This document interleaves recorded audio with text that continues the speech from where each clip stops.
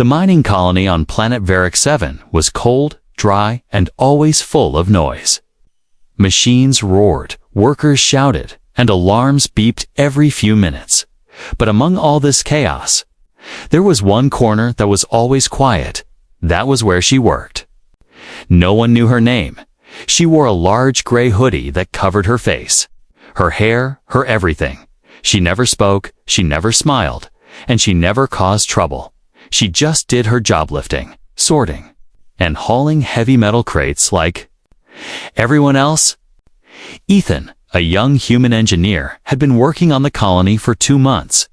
He noticed her on his first day, and he had been watching her ever since. It wasn't just curiosity, it was something else.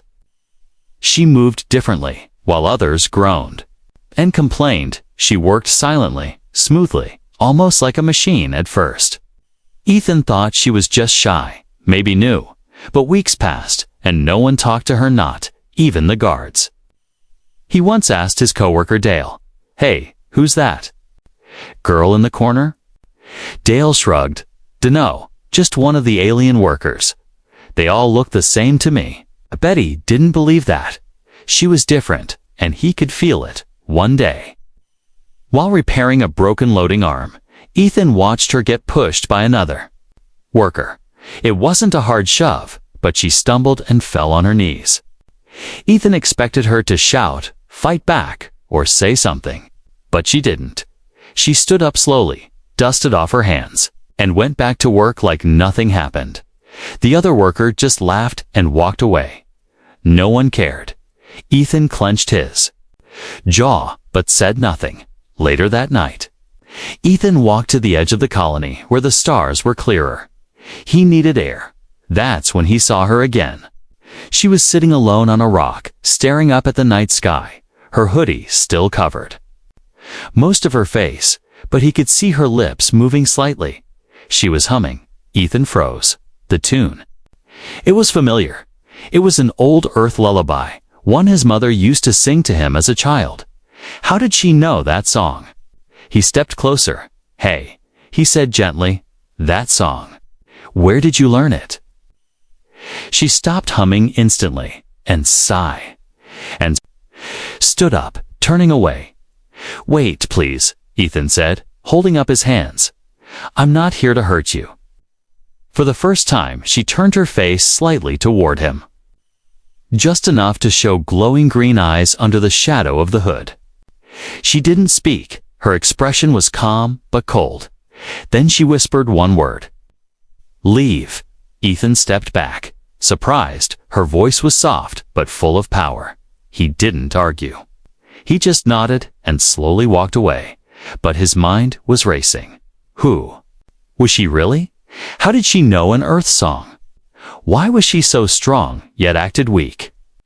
And why did she want him to stay away so badly? The next day, Ethan tried asking around again. No one had a name. The supervisors just said she was part of a recent group of off-world workers. But there were no records of her. Her ID chip didn't scan. In fact, she didn't seem to exist on any system.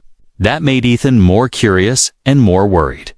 He decided to approach her during break time. He brought a small bottle of water and a protein bar. She was sitting in the same corner as always, back against the wall, knees close to her chest. "Hey," he said, sitting down nearby but not too close. "Thought you might be hungry." She didn't answer. She didn't move. The silence was heavy. Ethan smiled a little. "You don't talk much, do you?" Still no response. "I get it," he said. "This place is rough. Not easy to trust anyone." He placed the bar and water near her and stood up to leave. As he turned, he heard her whisper something. "Why are you being kind to me?" Ethan stopped. He turned around slowly. "Because no one else is." She looked up at him then, just for a second. Her glowing green eyes met his. And for the first time, Ethan saw something behind them. Not fear, not anger, but sadness. Deep, ancient sadness. Like she had seen things no one her age should ever see. She lowered her head again and didn't speak. Ethan left, but his heart stayed there with her. That night, he couldn't sleep. The image of her eyes, her voice, that song kept playing in his mind. She wasn't just a worker, he knew it now, and whatever she was hiding. It was something big. The next day, the skies over Varick 7 were dark. A sandstorm warning had been issued, but the mining colony kept working. Storms came and went. Often management didn't care, as long as the machines ran and the workers didn't drop dead. The system stayed green. Ethan couldn't focus. All he could think about was the girl. The way she had whispered to him, and those glowing green eyes. Something about her haunted him. She was more than she looked. He was sure of it now. He spotted her again during the second shift. Same hoodie, same quiet spot near the storage crates. But this time, something felt wrong. The guards kept circling her area, watching, whispering. One even scanned her ID, and when it didn't show up, he tapped his wristcom with a frown. Ethan's chest tightened. They were onto her, suddenly. A loud bang echoed through the yard. One of the lift bots malfunctioned, its metal arm locked midair and spun wildly. The crate it carried dropped, slamming onto the ground and bursting. Open dust flew everywhere, screams erupted. People ran, machines beeped in warning. The guards turned away from her and ran toward the wreck. Ethan did the opposite. He ran straight to her. "Come with me," he shouted, reaching her corner. She didn't move, just stared at the chaos. "Please," he said, grabbing her hand. "You're not safe out here." Her hand was cold but strong. She hesitated, then stood up silently and followed him. Ethan pulled her into an empty storage bay, the doors hissing shut behind them. The walls shook slightly from the nearby crash site. They were alone now. "You need to leave this colony," Ethan said, panting. "They're scanning for IDs, and yours doesn't exist." She stared at him, silent, unreadable. He took a deep breath. "You're not just some alien worker, are you?" "You knew that Earth song," he continued. "You move like a soldier, not a laborer. You looked at me like you'd seen the end of worlds." Still, she said nothing. Ethan leaned closer, voice lower. "Tell me what you're hiding." Her hood shifted slightly as she turned away. "I don't want to bring trouble to you," she said quietly. "You already did." Ethan replied with a small smile. "So you might as well explain it." She stayed still for a long moment. Then, slowly, with both hands, she pulled back her hoodie. Ethan's breath caught in his throat.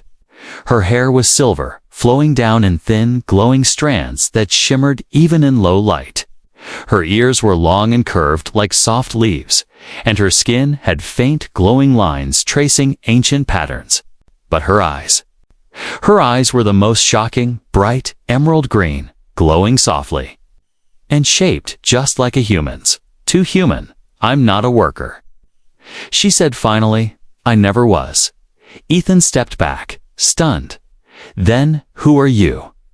She touched one of the glowing lines on her arm, and it brightened. "My name is Carol," she said. "Daughter of exile. My father was a rebel prince of the Maori people.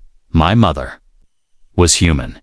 Ethan's mind froze. Half human, half Maori. That was impossible, or at least it should have been. "No one knows I exist," she said. "I've been hiding since birth. If either side finds me, they'll use me or kill me." Ethan sat down slowly, his heart pounding. "You've been working here all this time just to stay hidden?" She nodded. "No one looks closely at the weak," she said. "As long as I keep my head down, I'm invisible." Ethan looked at her glowing skin, her powerful gaze, her calm voice. "Invisible." He whispered, "You could lead armies." She looked down. "I don't want war," she said. "I just want to exist." Just then, the doors to the storage bay beeped. Someone was trying to enter. Carl turned to Ethan. "Fast. Don't tell them I'm here," she said firmly. "If they catch me, they'll erase everything I am." Ethan looked at the control panel, then back at her. Without a word, he grabbed a wrench and jammed it into the door's locking mechanism. The beeping stopped. Carl stared at him in surprise. "You helped me," she said slowly. Ethan chuckled nervously. "Yeah. I'm starting to make a habit of that." She looked at him, then gave a faint smile. The first he had ever seen from her. It was small, but it lit up her whole face.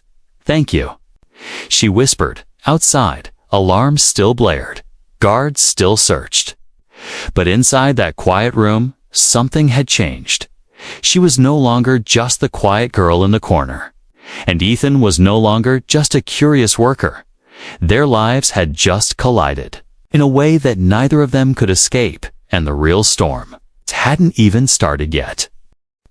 The door to the storage bay held tight for now, but Ethan knew they couldn't stay inside for long.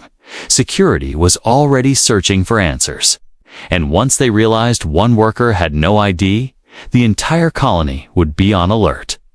Carl stood in the shadows, her hoodie now off, her silver hair glowing faintly in the dim lights. She looked calm, but Ethan saw the tension in her fingers. The way she watched every sound, every movement. She was ready to run or fight or disappear. "We need a place where no one will look for us," Ethan said, thinking fast. Carol nodded slowly. "There is one place." She stepped forward and reached into a gap in the storage wall. To Ethan's surprise, a panel slid open, revealing a narrow tunnel. "Maintenance access," she whispered. "It leads under the colonnade. No cameras." Ethan stared at her. "How do you know about this?" Carl didn't answer right away. Instead, she climbed into the tunnel and looked back at him. "You asked who I really am," she said. "I'll show you." They crawled for what felt like an hour through tight, dusty tunnels lit only by the faint glow of Carol's skin. Ethan had never been in this part of the colony before. It was ancient, built long before the current mining company took over. The walls had strange symbols, faded and cracked. Some looked like writing, others like stars and maps. At last, they reached a wider chamber, hidden deep underground. It was cold and silent. In the center stood a broken machine, shaped like a tall arch with cables running into the ground. "What is this place?" Ethan asked, stepping closer. Carl walked to the arch and placed her hand on the old metal. It glowed under her touch. "This is a waygate," she said. "A portal made by the Miari thousands of years ago. It's dead now," she added. "But once, it could open doors between worlds." Ethan stared in awe. "You've been coming here?" She nodded. "This is the only place where I feel real. When I was a child, my father brought my mother here," she said softly. "She was a human scientist, exploring ancient alien tech. But when she got pregnant with me, both sides wanted her dead." Ethan sat down on a stone, speechless. Carl continued. "They called me an abomination. Miari saw me as a stain on royal blood. Humans saw me as a threat, proof that alien royalty could hide among them. So my parents ran, and when I was still young, they were taken." Her voice didn't shake, but her eyes dimmed as she spoke. "I've been hiding ever since," she said, "working in outposts, changing names, keeping the hoodie on. No one looks twice at a quiet worker." Ethan clenched his fists. "That's wrong," he said. "You shouldn't have to hide just to survive." Carl looked at him, her expression unreadable. "No one ever said that to me before," she whispered. Just then, something on the wall caught Ethan's eye. Symbols half familiar, half alien. One looked exactly like the Earth symbol for home. Another looked like the Miari crest he'd seen in old reports. But there was something else beneath the symbols. A handprint carved into the wall, glowing faintly. "Have you seen this before?" Ethan asked, pointing. Carl stepped closer, eyes widening. "I thought it was just a marking," she said, "but maybe." She placed her hand inside the carved shape. For a moment, nothing happened. Then the ground shook slightly, and Part of the wall slid open. Behind it was a small chamber filled with holographic light. Floating screens blinked to life, showing planets, stars. Data streams, some in Maori language, some in Earth text. It was a hidden command center, long forgotten. "This was built for someone like you," Ethan said in wonder. Carol looked around slowly, her voice barely a whisper. "My father must have made this. He was preparing." For a return, Ethan turned to her. "Carl, you could do something incredible with this tech. You could connect both sides, human and Maori. You could be the bridge that ends the fear." Carl shook her head. "Or I could become a target larger than ever before if I use this." "They'll come for me." Ethan stepped closer, gently placing his hand on her shoulder. "Then they'll have to come through me first," he said, smiling. Carl stared at him for a long moment. In her eyes, Ethan saw it not power, not royalty, but pain and hope struggling together. She had never trusted anyone like this before. "I don't know what's coming," she said quietly, "but if I stay hidden forever, I'll never be free." The old systems around them hummed to life. Sensing her presence, lights flickered, cables lit up, and the air seemed to shift. For the first time in her life, Carl wasn't running. She was waking up the past, and stepping toward a future that could change the stars. Asterisk news of the security breach spread fast across the colony. The system had flagged a missing identity, and now every patrol bot, every security guard, and every drone had orders to search. They weren't just looking for a criminal.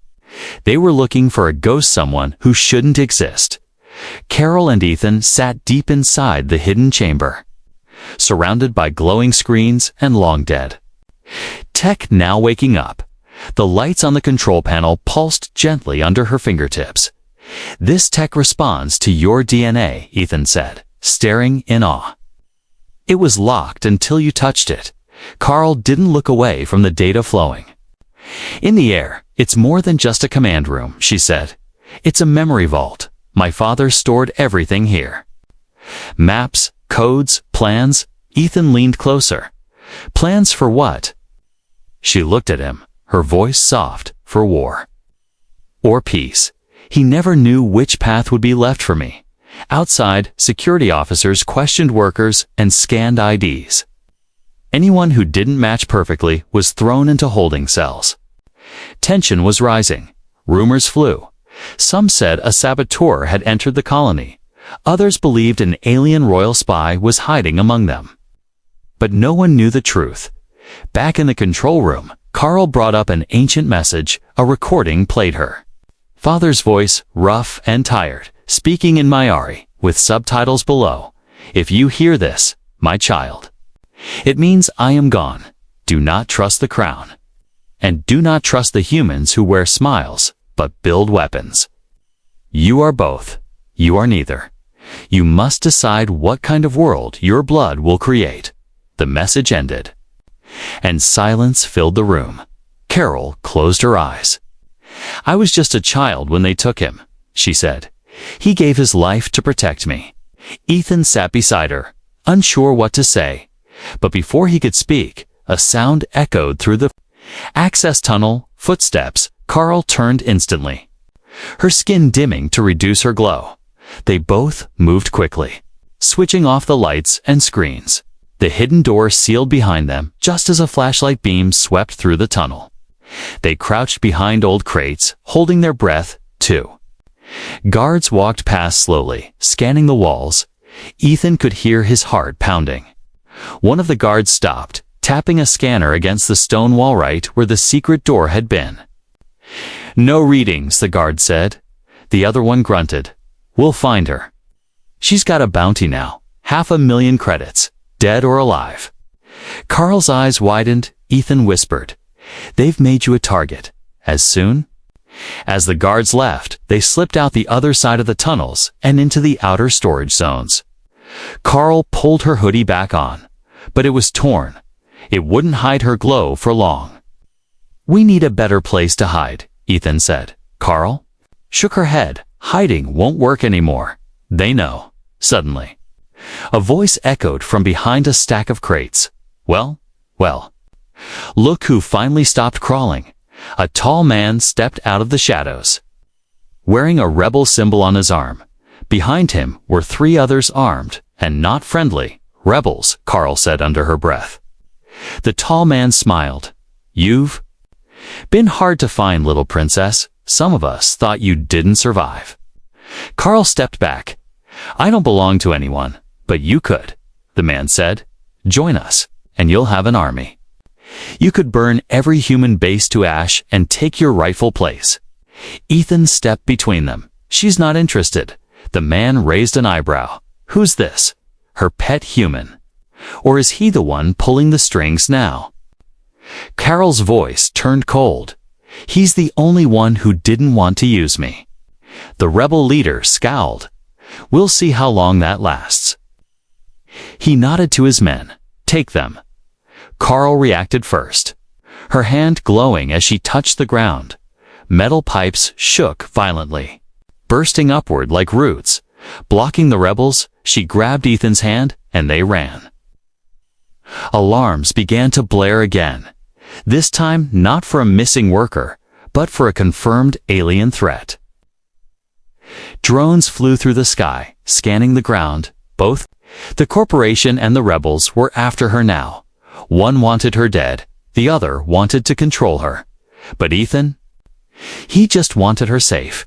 They ducked into an old mining shaft that hadn't been used in years. Dust and shadows filled the space. Ethan lit a small torch, and Carl sat down on a stone ledge, breathing hard. I can't run forever, she whispered.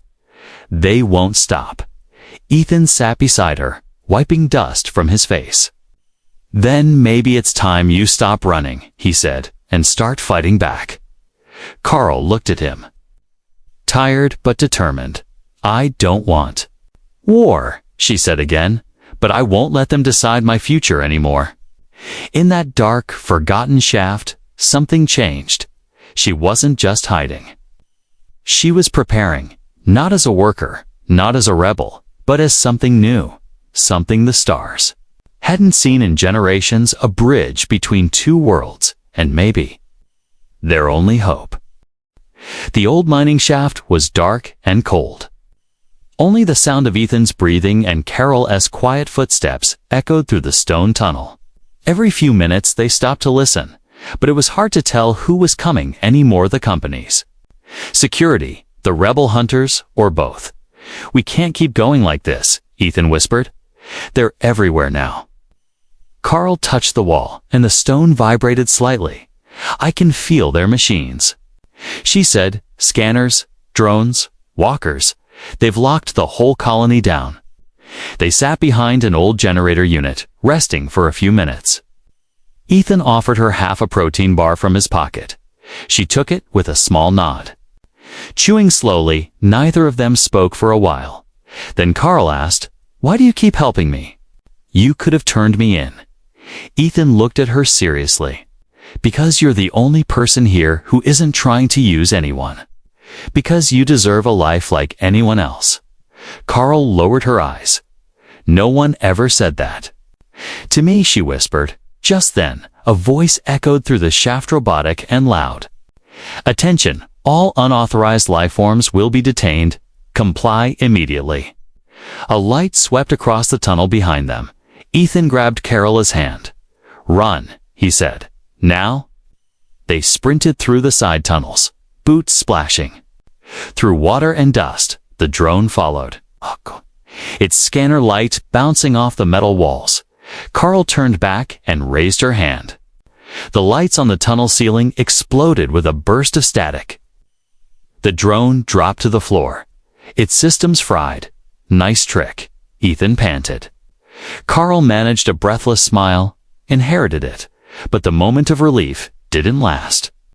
A heavy sound began echoing ahead of them, metal steps. Thick and slow, a security mech, 5 meters tall, blocked the next passage. It raised an arm, charging a stun cannon. Ethan cursed, We're trapped. Carol stepped forward, eyes glowing brightly now. The mech hesitated, its system scanning her. But before it could fire, she shouted a word in the Mayari language. The mech's cannon powered down, its lights flickered. Then it dropped its... Armin stood still, completely frozen. Carol stepped up and placed her palm against its chest plate. Lines of blue light spread across the metal-like roots growing under her touch. The mech lowered itself slowly, and then knelt. Ethan stared, stunned. "You just shut it down." "I didn't shut it down," Carl said softly. "It recognized my blood. I was taught the ancient command words by my father. They were meant for war machines. Like this, then maybe we can use them," Ethan said quickly.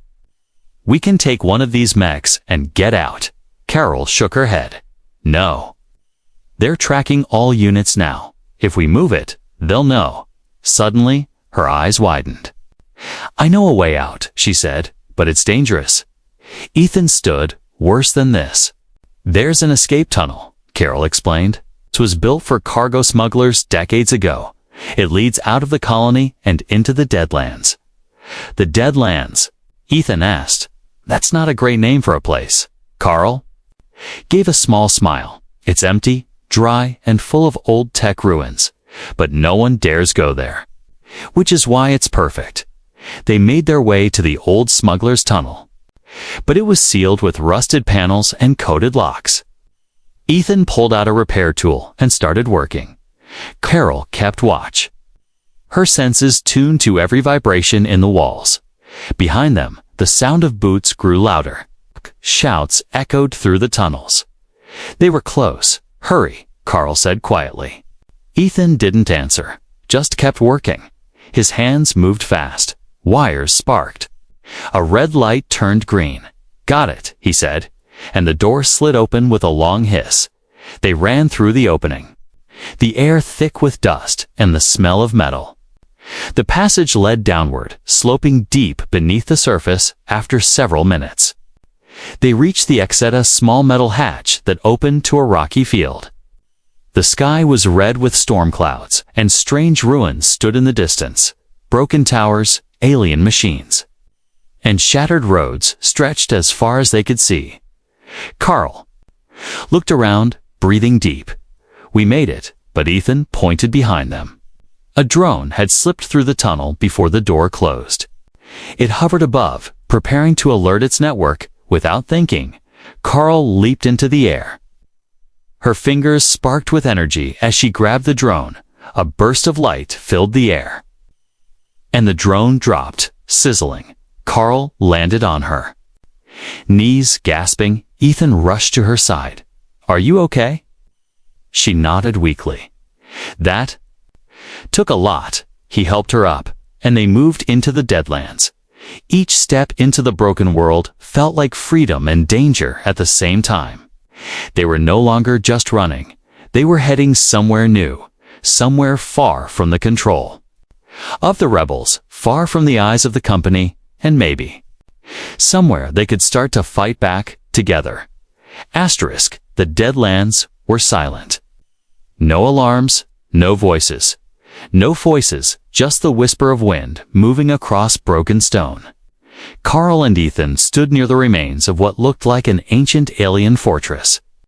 Its towers had long since fallen, its walls were cracked, but something deep beneath it still pulsed. Carl could feel it in her bones. "This place," she said.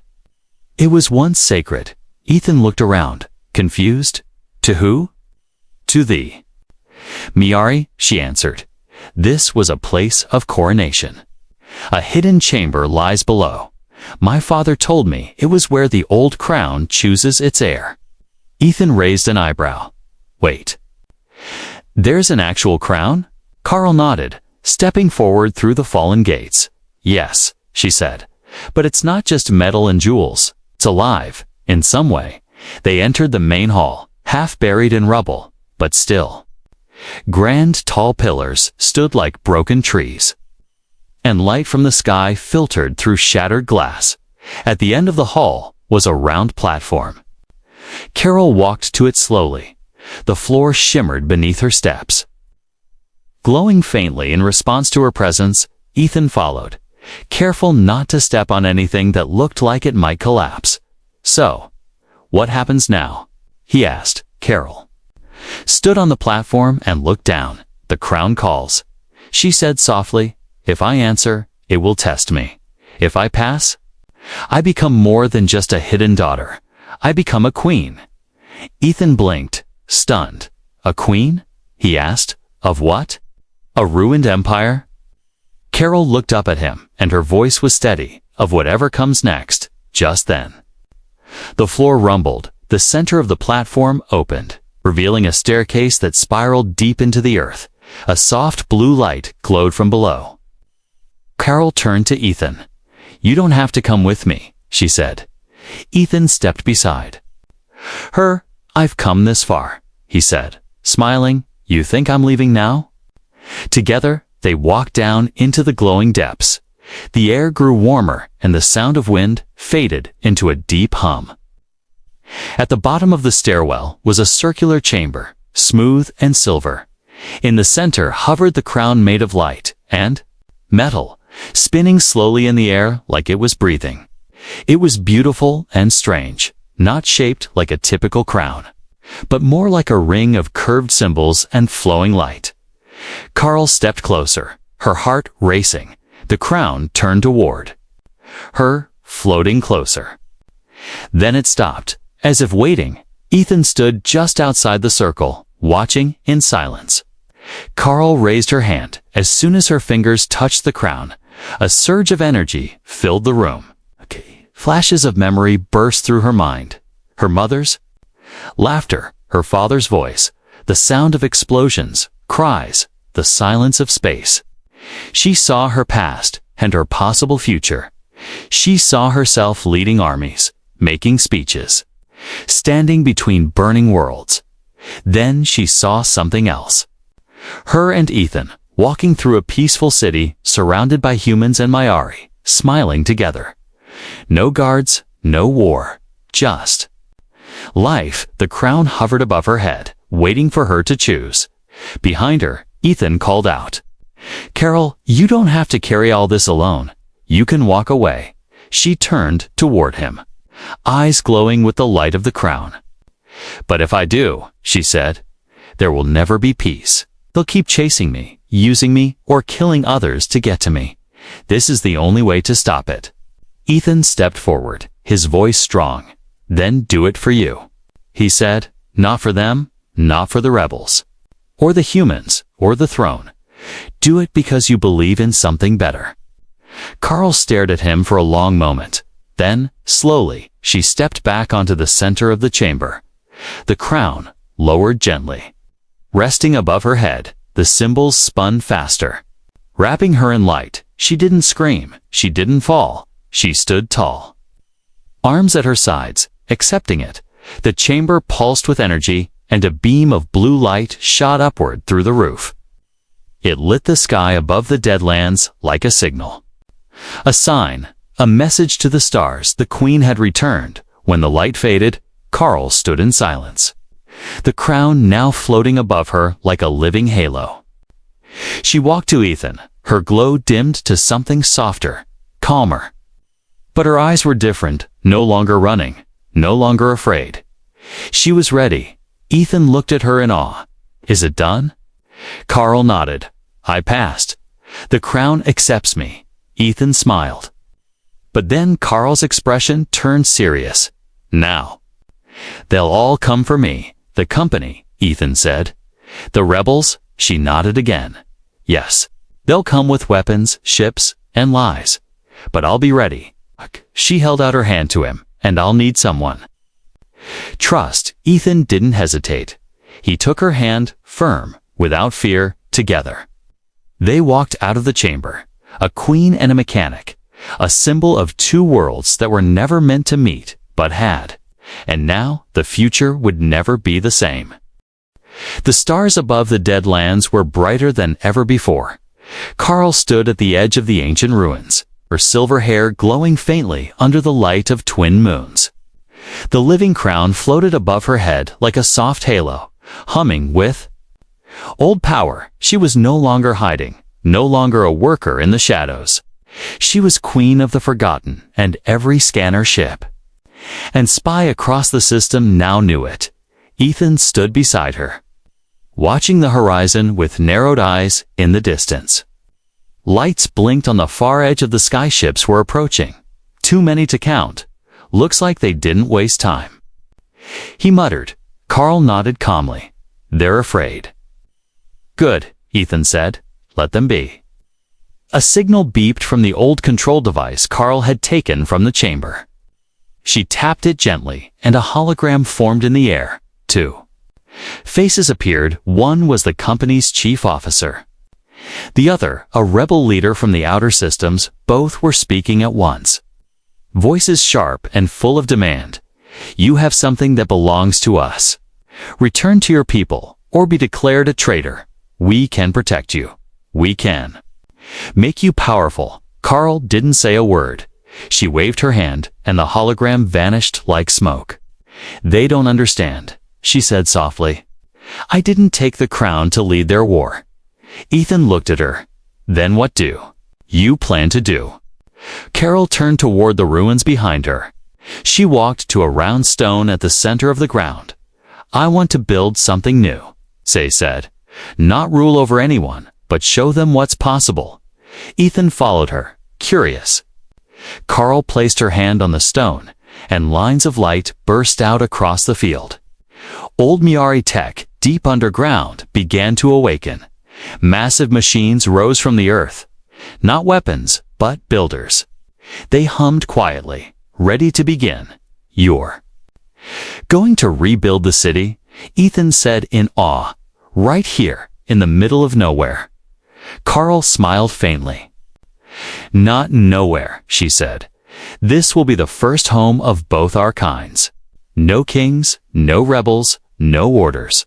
Just people. Ethan watched as the machines began laying foundations with beams of glowing crystal. Walls rose slowly, peaceful and smooth. It didn't feel like war anymore. It felt like hope. Just then, a small ship landed nearby. Ethan moved to shield Carl, but she held up a hand.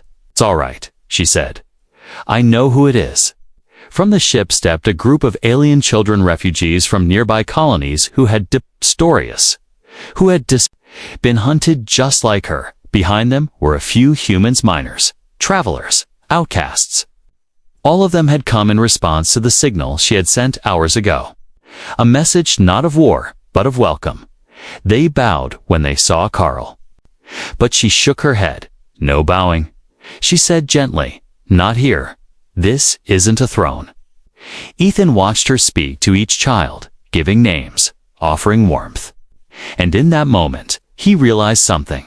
She didn't just want peace. She was peace. Later that evening, as the stars returned to their place in the sky, Carl and Ethan sat beside a small fire. The children were sleeping nearby. The machines still building in the distance. I never thought I'd see this. Ethan said, people choosing peace, not being forced into it. Carol looked at him, her eyes soft. It's only possible because someone believed in me before I believed in myself. Ethan smiled. Guess I'm good at fixing broken things. Carol laughed quietly, the sound soft and real. I wasn't broken, she whispered. Just forgotten. She stood and stepped in front of him, her expression suddenly serious.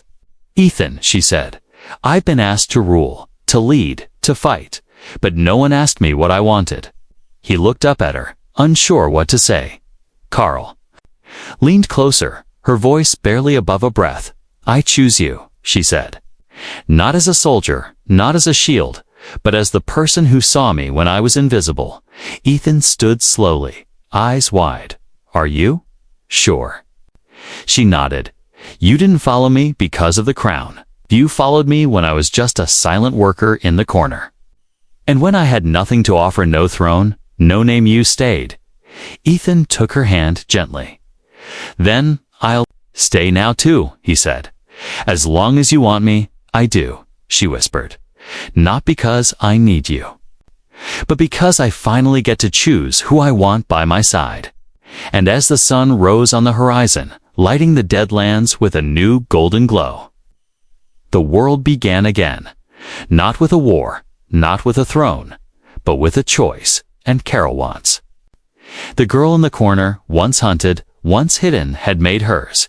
She chose peace. She chose hope. She chose him.